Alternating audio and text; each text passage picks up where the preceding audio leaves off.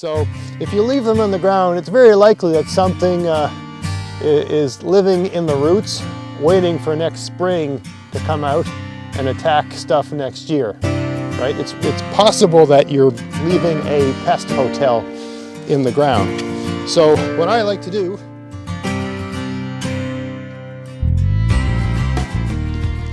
hey, it's Greg here with MaritimeGardening.com, and I thought I would answer a viewer question about leaving plants in the ground over the winter. So this is from All Things Godly, Good and Beautiful. The question is, I'm going to just cut out a little bit of because it was a pretty long question, but it says, I have one important question, if you can please offer advice. I have many dead plants in my ground and raised bed gardens. Do I pull them up and let them rot over the winter in the actual garden beds to help feed the soil in much the same manner as mulching, or do I dig them out of my garden beds and put them in a compost pile over the winter? I plan to put a couple of inches of grass clippings, leaves and seaweed in my beds as mulch to feed the soil for the next year. Good idea. Is this enough for the garden next year? Any advice you can offer would be appreciated. I'm going to skip the rest because it's about worm bins and worm cast. I don't think there was a question there. No, there is another question. Okay, there's a second question. Any advice you can offer would be appreciated. Also, we have our own worm bin with worm castings that are ready, but we do put them on top of the gardens now to feed the soil. Or would it be better to wait until late next spring, summer to add them? If we are to add them, should we put them directly on top of the soil, then add the mulch, or should we place them on top of the mulch? Any advice or help would be greatly appreciated. I intend to ask this question to you prior today, but we forgot. Any advice you give would be very much appreciated. Thanks for your wonderful videos. Well, thank you. So 2 questions, I guess. So I'll answer the second one first. She's got all this beautiful worm castings, or she or he, I don't know if it's she or he. This person has all kinds of beautiful worm castings. They're wondering if she should put it on now or in the spring. So I don't have a vermicompost bin. I don't do anything like that, so I don't have that sort of resource. But if I did, I would put it on in the spring when you're planting. What I would use that stuff for is when you make a furrow in your soil and you put the seeds in, I would sprinkle that over the seeds, right? That's what I would do. And use that as like a planting medium in a sense. And any other, if you have any excess, just throw it on top of your gardens. But I would add it in the spring.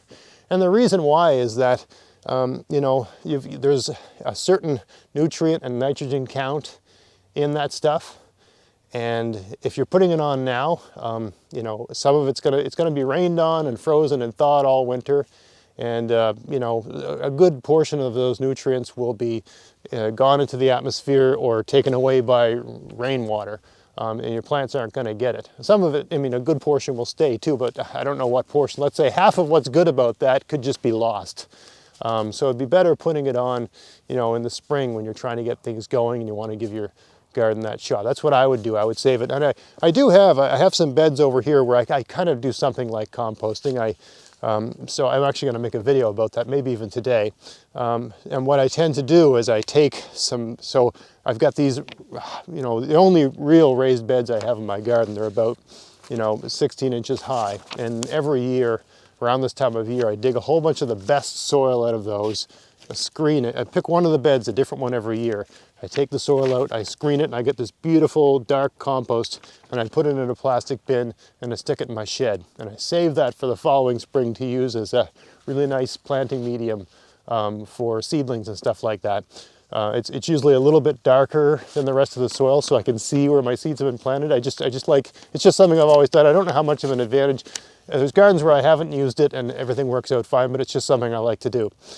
So yeah, that's what I would do. I would save it till the spring. Use it when you're planting stuff. Now, the other question. Yeah, I'll tell you exactly what I do, and it really depends on the plant. So something like a bean or a plant with a relatively fragile root system that's not particularly problematic in terms of pests, a really fragile plant that cannot survive the winter and it's just going to sort of liquefy and disappear over the course of the winter, like a bean. I just leave them in the ground. Seeds, beans, plants fix the nitrogen in their roots. So if there's any nitrogen still there in those roots, you kind of want that there. And leaving those roots in the ground, you're just basically leaving something. They're going to rot anyway, so you're just giving the soil organisms something to eat. And in a sense, those roots, because they're going to leave a hole where they were, in a sense, right? Each root is like think of each root like a tunnel, right? It's going to leave a little hole where that root had been to some extent. And that's just a way for the rain to get into your soil. So it really depends on the type of plant, but anything like that you just know, because it's not a winter hardy plant, it's not going to survive the winter, it can't survive the winter, it hasn't evolved to do that.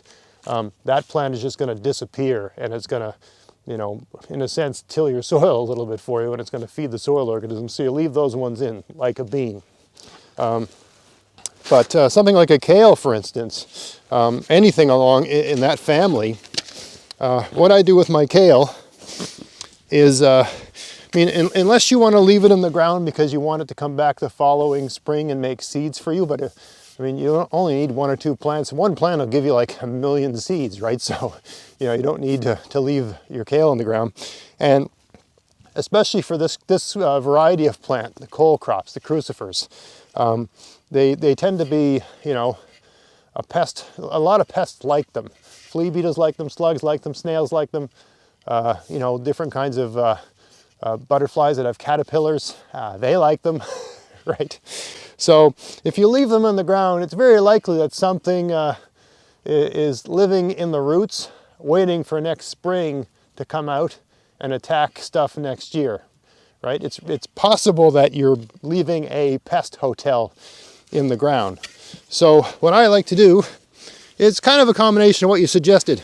You pull them out, and use a stick here or something. Luckily, these are just coming out easy enough, but pull them out, get the soil off them as best as you can, right? And then, so I got a bed over here that's mulched, so I just throw them right on top of the bed, like that, right? There's one here that needs to come out too. Let me show you what I'm doing here.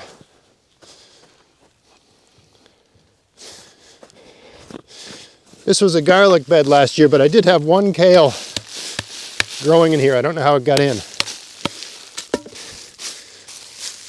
Anyway, I just throw them on top like that, so that, if there's anything hanging out in these roots, waiting for next spring, if it's down here, it didn't plan to be on top of all this. So I'm leaving that exposed, right? So over the next week, with all the cold nights and all the cold weather, whatever egg or, larval, whatever form that thing is in where it's waiting for next spring is probably not going to make it. And it's very likely that birds will come down when I'm not here. I get all kinds of birds in my garden all the time, and they'll pick around and they'll find things in there and eat them the same way a chicken would just nose around and stuff. So that's a chore I got to do in this garden. I got to pull every one of these. I got to pull every one of these out, right? And do that.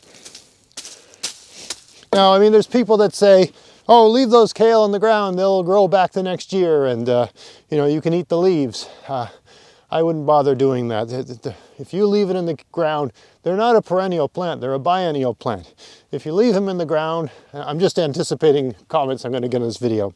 If you leave them in the ground, if they survive the winter, sometimes they don't. I find mine rarely, even though I'm in zone 6A, they rarely survive the winter here, unless I have them covered, because the ground tends to turn to ice here, because we have a weird winter and a lot of rain and thaws, even though we'll have -20 days, but we'll also have days, in February, which is the coldest month of the year, where it's above 0. It's really weird here. And I don't think the kale roots like those conditions. So yeah, they can come back the following year, and they're going to put some foliage on in the spring, but they're not going to put the big kind of leaves you want to eat on. They're going to put little tiny leaves on. They're just putting enough foliage on to gather energy from the sun, but their main goal when they come back the second year is growing really tall, like 2-3 feet high, making flowers and making seeds. So the leaves don't taste as good in the second year. It's really not worth, hijacking an entire garden space to grow a little bit of poorly tasting kale, because the kale's goal in year 1 is foliage, and that's the part you want. Its goal year 2 is flowers and seeds, which, you don't want a whole bed of kale flowers and seeds. It's just pointless, unless you're trying to get in the, kale seed selling business. So yeah, that's what I do with my kale, or any plant like that. Any plant that's got a large root system, right? It's probably not going to, rot over the course of the winter months, because it's just so large and elaborate. Anything that's cold, especially things that are cold, I'm using general categories here, because if I was to list this, it could go on forever. A kale plant is a cold hardy plant. It can survive, for the most part, they can survive the Canadian winter. So next spring, if I leave these in the ground, these are still going to be there, right? The roots are still going to be there. Everything's still going to be there.